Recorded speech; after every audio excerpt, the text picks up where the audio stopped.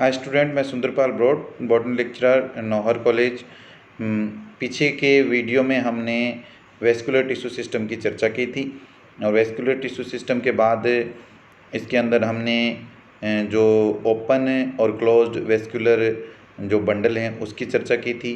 उसके बाद हमने जो ओपन और वेस्कुलर बंडल, जो किस प्रकार के बंडलों को हम ओपन कहेंगे, किस प्रकार के बंडलों को हम क्लोज कहेंगे, और उसके बाद जो वेस्कुलर बंडल जो रेडियल किस प्रकार के होंगे और जो कॉन्जॉइंट हैं वो किस प्रकार के होंगे उसकी चर्चा की थी।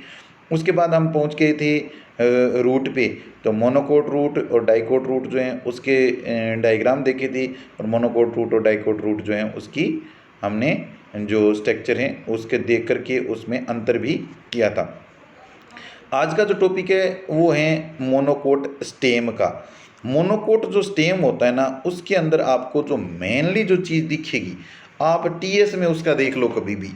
और जब आप टीएस काटोगे ना, जब हम प्रैक्टिकल करेंगे उसके अंदर आप देखना कि मोनोकोट जो स्टेम है ना, उसके अंदर आप टीएस काटते ही आपको पता चल जाएगा कि जो 7 बंडल हम बात कर रहे थे, जो वेस्कुलर बंडलों की हम बात कर रहे थे, यदि वो वेस्कुलर बंडल ऐसे बिखरे हुए दिखे ना, तो वो पक्की बात है कि वो टीएस किसकी है, मोनोकोट स्टेम की है। मोनोकोट स्टेम का मतलब क्या होता है, एक बीजपत्री तना। जब भी आपको 7 बंडल उसमें बिखरे हुए दिखे, अच्छी तरह से अरेंज्ड न दिखे, इसका मतलब क्या हो गया कि वो कैसा है, टीएस ऑफ मोनोकोट स्टेम का है। जैसे आपकी स्क्रीन पे दिख रहा है, इसके अंदर देखो रिंग के अंदर नहीं है, ये देखो बिखरे हुए हैं, ये रहे, ये वेस्कुलर बंडल ऊपर के ऊपर जैसे जैसे देखो आपको दिख रही है, जो ऊपर जो है वो एपिडर्मिस है, फिर हाइपोडर्मिस है, और वेस्कुलर बंडल जो है ना, ये दिख रहे हैं वेस्कुलर बंडल जो ब्लैक कलर के दिख रहे हैं, नीचे 2 भाग दिखे हैं, वेस्कुलर बंडल है। और वेस्कुलर बंडल हम किसकी बात करते हैं, वेस्कुलर बंडल के अंदर हम पिछले वीडियो में पढ़ा था, उसमें क्या होता है, जाइलम और फ्लोएम होता है, और बीच का जो भाग है उसके अंदर क्या है, जो ग्राउंड टिश्यू है। तो जो जाइलम और फ्लोएम जो हैं उसके अंदर ये देखो जाइलम और फ्लोएम में बिखरे हुए हैं, और जाइलम और फ्लोएम जो मिल करके इसका बंडल का निर्माण करेंगे, और इसका वेस्कुलर बंडल जो बिखरे हुए हैं, एक कहीं है दूसरी ऐसे अलग अलग जगह।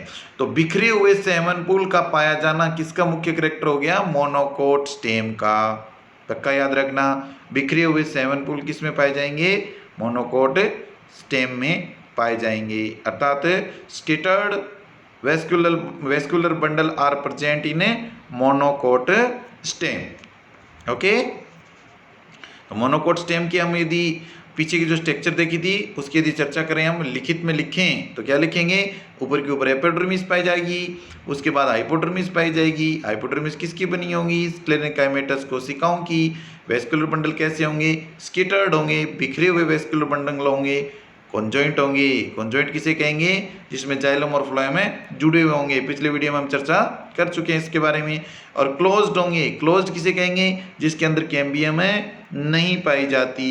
And surrounded by sclerenchymatous bundle sheath, vascular bundle किससे घिरे होंगे, बाहर की तरफ स्क्लेरेंकाइमा की बनी हुई एक बंडल शीथ से घिरे होते हैं। देखो कितना इजी हो गया मोनोकोट स्टेम, मोनोकोट स्टेम है ना, कितना इजी हो गया पढ़ने के अंदर। और ये पेरेनकाइमेटस जो है ग्राउंड टिश्यू, इसका जो मैंने बीच में जो डायग्राम में आया था, तो वो ग्राउंड टिश्यू जो होता है वो किसका बना होता है, पेरेनकाइमेटस सेल्स का बना होता है। और टीएस ऑफ डाइकोट स्टेम, पीछे पढ़ा हमने टीएस ऑफ मोनोकोट स्टेम। अब देखो डाइकोट स्टेम की जो टीएस आपको दिख रही है ना, वो सुंदर दिख रही है उससे, क्यों, क्योंकि देखो कितने सुंदर रिंग बनी है इसकी। तो इसका मतलब रिंग में व्यवस्थित जो होंगे क्या चीजें, वेस्कुलर बंडल रिंग में अच्छी तरह से व्यवस्थित होंगे। उसकी स्ट्रक्चर देखते हम पहचान लेंगे कि क्या होना है, ये डाइकोट स्टेम है। और पिछले वाले में हम पढ़ा था कि जिसमें बिखरे हुए हैं उसको हम क्या कह देंगे, मोनोकोट स्टेम। तो ये देखो कितनी सुंदर रिंग के अंदर बीच में से दिखाई दे रहा है, सारी रिंग में अरेंज्ड है, वेल अरेंज्ड है क्या, वेस्कुलर बंडल। डायग्राम में दिख रही है ना, ऊपर की तरफ एपिडर्मिस जो है, एपिडर्मिस के ऊपर एपिडर्मिस हेयर दिख रहे हैं, फिर हाइपोडर्मिस दिख रही है ना। और उसके बाद आप देखो वेस्कुलर बंडल, बीच के अंदर एकदम बीच के अंदर पिथ, मोडुलरी रेस, बंडल कैप्स सारे। तो वेस्कुलर बंडल के अंदर जाइलम और फ्लोएम, अंदर की तरफ जाइलम, बाहर की तरफ फ्लोएम, बीच के अंदर कैम्बियम, और वेल डेवलप्ड हैं और अच्छी तरह से यानी कि अरेंज्ड हैं रिंग में। तो इसको हम क्या कह देंगे, स्ट्रक्चर देखते ही हमको पता चल जाता है कि डाइकोट स्टेम की स्ट्रक्चर है। क्या क्या होगा इसमें, एपिडर्मिस होंगी, हाइपोडर्मिस होगी। हाइपोडर्मिस किसकी बनी होगी, कोलेनकाइमा सेल्स की, जो क्या करेंगी, ताकत देंगी, प्रोवाइड स्ट्रेंथ। हम पहले ही बात कर चुके हैं कि कोलेनकाइमा क्या करता है, उस तने को ताकत प्रदान कर देता है ताकि वो तना टूटता नहीं है। कोटेक्स होगा, कोटेक्स पेरेन्काइमा सेल्स होंगी, थिन वाल्ड होगी, पतली भित्ति वाली होंगी विद इंट्रासेलुलर स्पेस। एंडोडर्मिस पाई जाएंगी अंदर की तरफ। पेरीसाइकिल होगा, पैचेस ऑफ स्क्लेरेन्काइमेटस सेल्स होंगी उसमें। और वेस्कुलर बंडल, ये इंपॉर्टेंट चीज आती है, वेस्कुलर बंडल। वेस्कुलर बंडल कैसे होंगे, कॉन्जॉइंट होंगे यानी कि जुड़े हुए होंगे।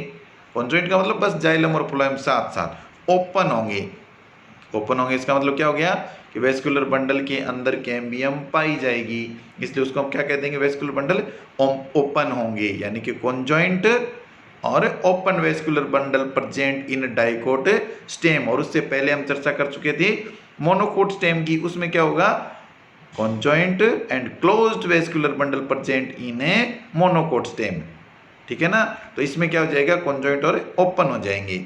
रिंग अरेंजमेंट, अभी हमने चर्चा की थी ना कि बहुत ही सुंदर डायग्राम बनता है डाइकोट स्टेम का। इसके अंदर रिंग के अंदर व्यवस्थित होते हैं क्या, वेस्कुलर बंडल, सेवन बंडल जो होते हैं एक रिंग के अंदर व्यवस्थित होते हैं। और वेस्कुलर कैम्बियम इज प्रेजेंट, इसके अंदर वेस्कुलर कैम्बियम है प्रेजेंट होती है तभी तो इसको क्या कहते हैं, कैम्बियम प्रेजेंट होती है तभी तो इसको ओपन वेस्कुलर बंडल कहते हैं। किसके बंडल को, डाइकोट स्टेम के बंडल को। देखो एक सारणी दिख रही है आपके सामने, वर्टिकल लाइंस में बना दी है उसको, एक तरफ मोनोकोट स्टेम है और एक डाइकोट स्टेम है। ये देखो, epidermal hair absent in monocot stem and epidermal hair are present in a dicot stem. Epidermis के ऊपर जो बाल होते हैं ना, रोम, हेयर रोम, वो हेयर जो है ना जो पाए जाएंगे किसमें, मोनोकोट स्टेम जो है उसमें नहीं पाए जाएंगे, डाइकोट स्टेम में पाए जाएंगे।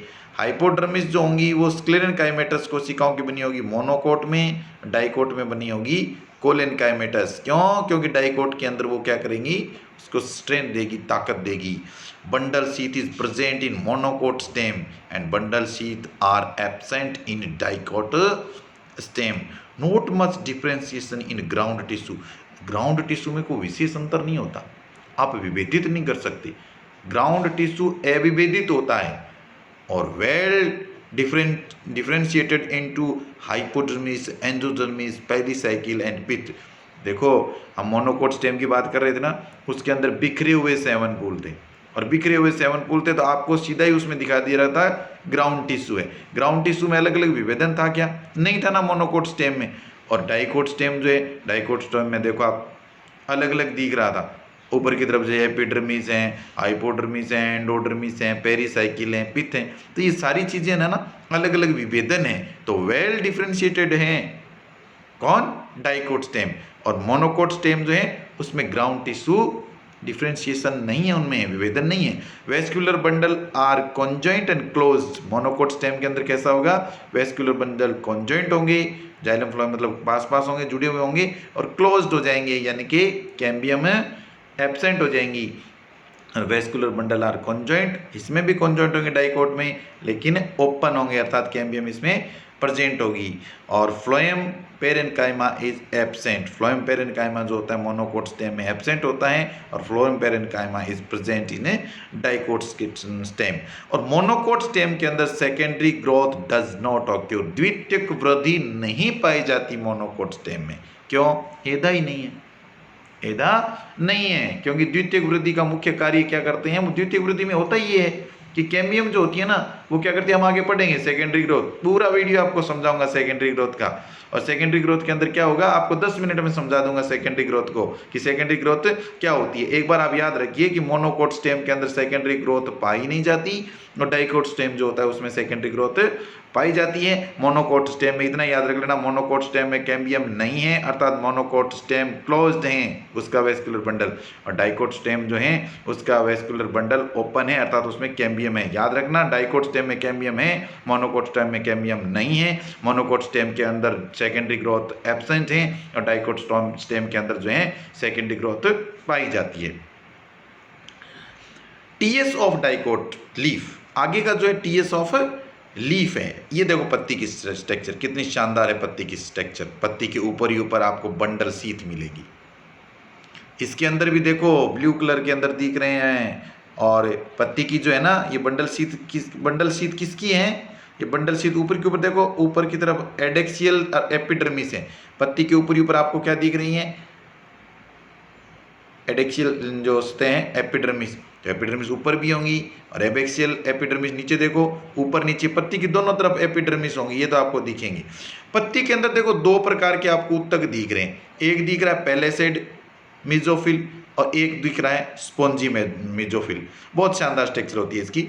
जो पैलेसेड है इसको बोलते हैं खम्ब ऊतक, खम्ब ऊतक है। मेसोफिल होता है मध्योतक, तो मेसोफिल को प्रण मध्योतक भी बोलते हैं। तो पैलेसेड टिश्यू, इसका जो अंदर का जो टिश्यू सिस्टम जो है ना वो दो भागों में बंटा हुआ है, एक तो पैलेसेड टिश्यू और एक होता है स्पॉन्जी टिश्यू। स्पॉन्जी जो टिश्यू होता है वो देखो नीचे के स्ट्रक्चर में दिख रहा है, उसके के अंदर बीच बीच के अंदर छेद से होते हैं, छिद्र होते हैं, इसलिए इसको स्पॉन्जी टिश्यू बोलते हैं। कोशिकाएं जो होती है दूर दूर होती हैं, अर्थात बीच बीच के अंदर स्थान खाली रहते हैं, उसमें एयर कैविटी बन जाती है, इसलिए इसको स्पॉन्जी क्या बोलते हैं।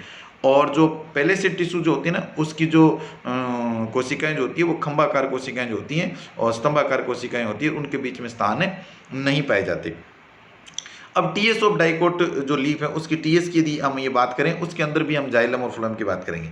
ये देखिए जाइलम और फ्लोएम, वेस्कुलर बंडल इसका कैसे होता है। वेस्कुलर बंडल घिरे हुए होते हैं बंडल सीथ से, और जाइलम दिख रहा है और फ्लोएम दिख रहा है, तो जाइलम और फ्लोएम इसके अंदर भी पाए जाते हैं पत्तियों के अंदर। और पत्तियों की जो ये निचली सतह है इसके ऊपर स्टोमा, सब कैविटी भी पाई जाती हैं, अंदर एयर कैविटी भी पाई जाती हैं। तो ये एक बहुत अच्छी साधारण स्ट्रक्चर हम यदि बात करें टीएस ऑफ डाइकोट लीफ की, यानी कि द्विबीजपत्री पत्ती की स्ट्रक्चर। द्विबीजपत्री पत्ती की स्ट्रक्चर के अंदर कोई ज़्यादा चीज़ें आपको याद करने की जरूरत नहीं है। ऊपरी एपिडर्मिस, निचली एपिडर्मिस, दो प्रकार के ऊतक, पैलेसेड और स्पंजी। जिसमें एयर कैविटी बन गई वो स्पॉन्जी मेसोफिल, ऊपर जिसमें एयर कैविटी नहीं है पास पास सटे हुए हैं पैलेसेड टिश्यू। और इधर आपका जो वेस्कुलर बंडल की हम बात करें तो जाइलम और फ्लोएम मिलकर के वेस्कुलर बंडल का निर्माण करेंगे, चारों तरफ उसकी बंडलें सीथ पाई जाती है। डाइकोट लीफ जो है ना उसकी हम देखो ये लिखा पड़ा सारा, ये एपिडर्मिस होगी, एक अपर सरफेस ऑफ लीफ उसको बोल देंगे adaxial epidermis, lower surface of leaf को बोल देंगे abaxial epidermis, more stoma on abaxial epidermis, abaxial जो सतह होंगी उसके ऊपर ज़्यादा स्टोमेटा पाए जाएंगी। और mesophyll made up of parenchyma cell जो होती है, पेरेनकाइमा जो है उसका मिजोफिल बना होता है। और मिजोफिल जो है मैंने बताया था दो तरह से होता है, एक तो पैलेसिड पेरेनकाइमा और एक है spongy parenchyma. Elongated cells arranged parallel to each other, एक दूसरे के समांतर इस प्रकार की जो व्यवस्थाएं होंगी उसको हमें पैलेसिड टिश्यू कहेंगे। राउंड सेल जो गोलाकार कोशिकाओं की जो बनी होंगी, वो जो निचली सतह मैंने बताई थी ना वो क्या है, गोलाकार कोशिकाओं बनी होंगी, बीच के अंदर जो लार्ज स्पेस होगा और जो एयर कैविटी भी उनमें बन जाएगी, वो क्या हो जाएगा, स्पंजी पेरेनकाइमा हो जाएगा। Vascular bundle seen in vein and midrib, midrib और जो वेन है उसके अंदर आपको क्या दिखाई देंगे, वेस्कुलर बंडल दिखाई देंगे। वेस्कुलर बंडल किससे घिरे हुए होंगे, surrounded by thick walled bundle sheath cell, किससे घिरे होते हैं, बंडल शीथ सेल से घिरे होते हैं। वो जो ये जो पीछे थी ये किसकी थी, डाइकोट जो लीफ थी उसकी स्ट्रक्चर थी। और मोनोकोट लीफ की यदि हम टीएस काटते हैं उसकी स्ट्रक्चर देखें तो ऊपर एडेक्सियल एपिडर्मिस, नीचे एबेक्सियल एपिडर्मिस, उसमें भी स्टोमेटा जो हैं वो रंध्र जो हैं वो पाए जाएंगे।